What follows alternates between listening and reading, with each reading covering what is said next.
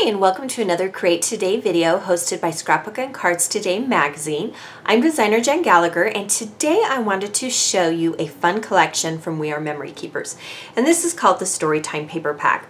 Now this fun collection comes in this wonderful plastic container, and it contains over 75 pieces. It gives you a little sneak peek on the front. It includes die cuts and pattern paper and stickers, and the concept is that you can store the entire container in your scrapbooking storage units. And on the back here, it shows you everything that it contains. It even contains matching cardstock. So if you're looking for a collection kit that includes everything, this is especially great for making an entire album about something. You could also get this and divide the pieces up between friends so you don't need all of the pattern papers. Just so many different ways to use this. And even when you've used all the supplies, you can then take this fun container and use it to hold other pattern paper. So let's go ahead and use the Storytime collection from We Are Memory Keepers to create a layout. So for the base of this layout, I'm going to start with this cloud pattern paper, and on the other side it's a nice gray solid with a little bit of flourishes and things like that. And the fun thing is, with this particular package, you get several sheets of the same kinds of pattern paper. So what I wanted to do is I took a second sheet of this pattern paper, and then I wanted to fussy cut some of the clouds. And fussy cut means that you are going to cut around the perimeter of something.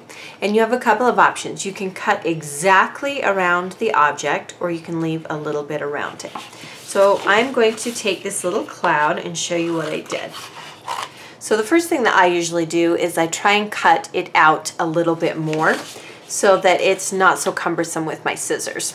And then for this particular project, I wanted to leave a little bit of that blue sky around the clouds. And simply by using my scissors, I'm fussy cutting out some of the clouds. And I'm going to do this to create some dimension. But you can see how you can take any sheet of pattern paper and fussy cut an element out of it. So again, let's start with our main sheet of pattern paper.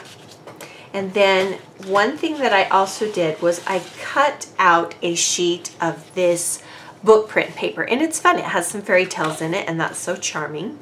You'll notice on the back, and I've cut it so you can't see it exactly, but there are also some quadrant pieces in this collection.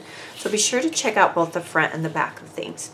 And I want to loosely place this on my layout so I know where I want my clouds to go. And then I cut out a few different elements of the clouds so that I could layer them directly on top of the layout.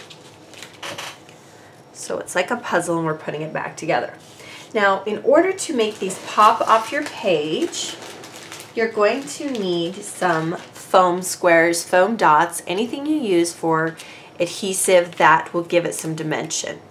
And you put enough on the back that it's going to help it pop off the page. You don't have to fill up the entire piece, just enough that it will create some depth.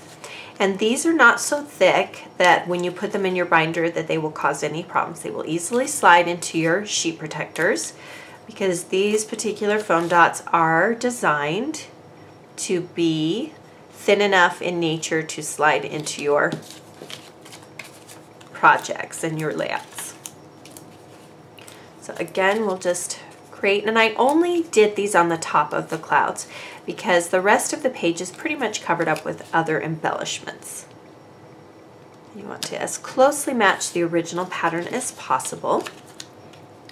This is a great way to stretch the supplies in any of the kits that you get.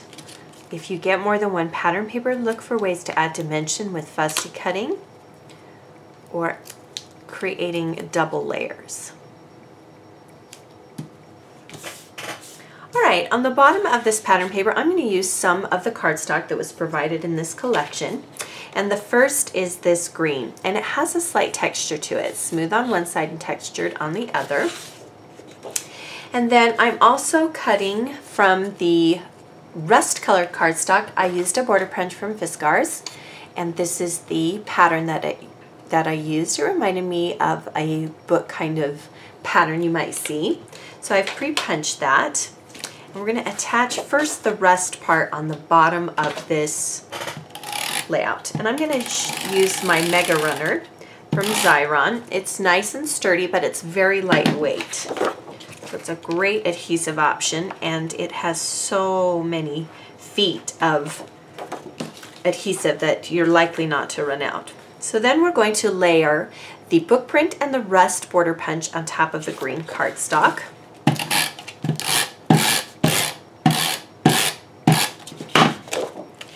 And we'll overlap it slightly, trying to get the same amount of green on both sides. We'll add a little bit more adhesive to the back of the green, and then we'll place this on the layout. So you can see that the cloud comes to the edge of this particular book print pattern paper.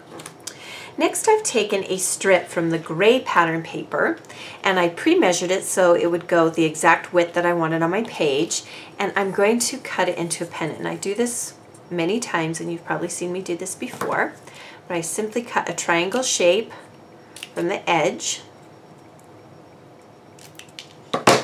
and then I can adhere this to the layout.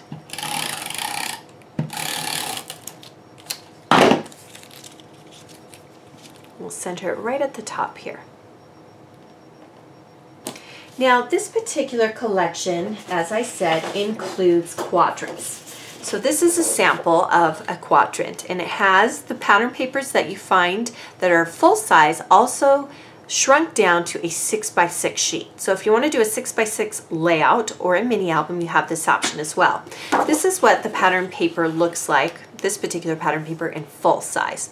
And you'll notice that I have cut the Once Upon a Time title from the full size, but you do have the option of cutting it from the smaller size, and I will be cutting this particular Storytime label from the smaller size. So be sure to mix it up. Use different sizes. Use both the larger and the small when creating your layout. Here's the larger one again. And think in terms of the scale that you want for the layout. Now I'm going to slightly overlap that cloud and make sure that it's centered. Then on each end of this long label, I am going to add a small teal button that I have tied with twine. This collection is great for other basic supplies that you have on hand, such as crochet twine or baker's twine, buttons, enamel dots, whatever you want to use. Then they have these fun die cuts, and I don't know if you can tell from the video, but they are embossed, and I am actually going to only use part of it. You're probably gasping that I'm cutting this. But there's no reason why you have to use every element. Make your embellishments work for you. And I'm going to attach this at the top of the title. So I'm creating both a full title as well as a subtitle. It'll stick out just a little bit. Now these tabs can be cut off or left as is, and I'm going to leave it as is, and I'm going to thread some gray ribbon through it and tie it into a bow. You could also tie it into a knot. This is just some leftover gray ribbon that I had. Gross grain ribbon or sheer silk ribbon would also be a fun option. And make sure your loops are nice and even, and then trim off the excess. So the ribbon creates just a little bit of texture at the top. From the large die cut sheet, and on the back it has a sheet of cardstock, or rather pattern paper that looks like cardstock. I cut both the pumpkin and the Your Majesty banners. And you could cut around the gray line, you could cut around the black. I cut exactly around the shape. I'm going to layer these just underneath. And we'll add the Your Majesty one. This is a layout about my son and his friend. Now, something fun that you can do with things that occur more than once in a collection is that if you have a pattern or a shape like this crown that occurs both on the pattern paper and the stickers, you can layer them. So on this sticker sheet, the crown is gold, and on the die cut it is actually gray. That doesn't matter. We're going to go ahead and use some of these adhesive foam squares again. We're going to layer the gold crown right on top of the gray. And they're not exactly the same size, but it's okay, and I'll show you why. So as you layer it, it creates a slight shadow. And you can see that adds just a little bit a raised image. All right, our photo, the photo that I'm using today, again, I said is of my son and his friend, and they are reading. That's a common occurrence at our house. We're avid, voracious readers. I'm gonna lift up that banner just a little bit and overlap it. I can add my photo here. And then to the bottom of the photo, I told you that I was going to cut from the smaller 6x6 quadrant, the Storytime. And I'm going to go ahead and layer this here at the bottom of the photo and just slightly overlap it. So you can see that the title, I wanted a larger size, but for the photo, the smaller size worked better. I love that this particular collection gives you options. So now we're going to go ahead and add some journaling and some additional embellishments. So I cut a strip from the striped pattern paper. It's one of the quadrant pattern papers, and we'll just put that at the bottom. And we'll cover that bottom edge of the book paper, and it is slightly wider just to add some interest to it. Then I cut some of the word bubbles. I thought they were super charming. My, what long arms you have, and I've got no strings to hold me down. And we'll go ahead and add these to the photo. They just kind of made me giggle, so I thought it would be fun to add them. You could create your own by die cutting them and placing your journaling inside as well, so that would be a fun option. And then for the journaling, I printed the journaling directly onto the die cut card. And when you do that, it is smooth, but it's not completely smooth. You do need to allow it to dry a little bit. If you print it off and then you smudge the journaling, it will just smudge all over the place. So be sure not to do that. Before I place it down, I like to add a little bit of stamping. And when I stamp, I usually use a foam core bottom so that I always get a nice clean image. My favorite black ink is Memento's Tuxedo Black ink. And then I just have a phrase from Hero Arts. It's an older stamp set. Any phrase will do as long as it has to do with the theme that you're using. And I love that this journaling card already has lines on it. It makes lining up the stamping so much easier.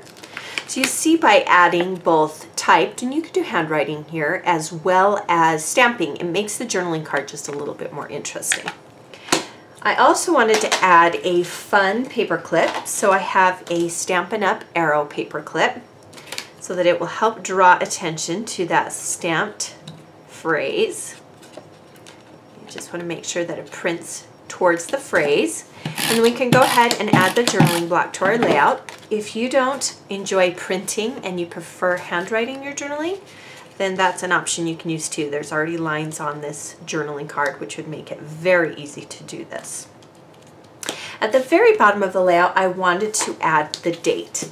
Now, it made me think of a library. This entire layout did in this collection, so I have a date stamp. You can get these anywhere. There's also some companies that make fun ones that include both the date and the phrase. Again, I'm using that Memento black ink, and you want to make sure you ink up your ink pad.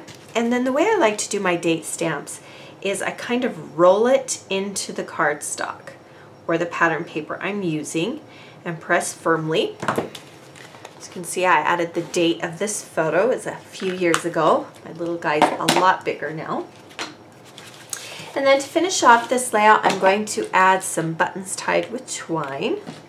Again, in that teal color, you could use enamel dots, whatever you want to kind of dress up the layout a little bit more. I usually like buttons because then I can tie them with twine, so I get double the texture in one embellishment. And I try to create a visual triangle with them. So if I have some down here, I try to put them in another spot on my layout. I'll trim off the excess twine. This is crochet twine. You could also use baker's twine. So there you have a layout that uses the We Are Memory Keepers Storytime collection.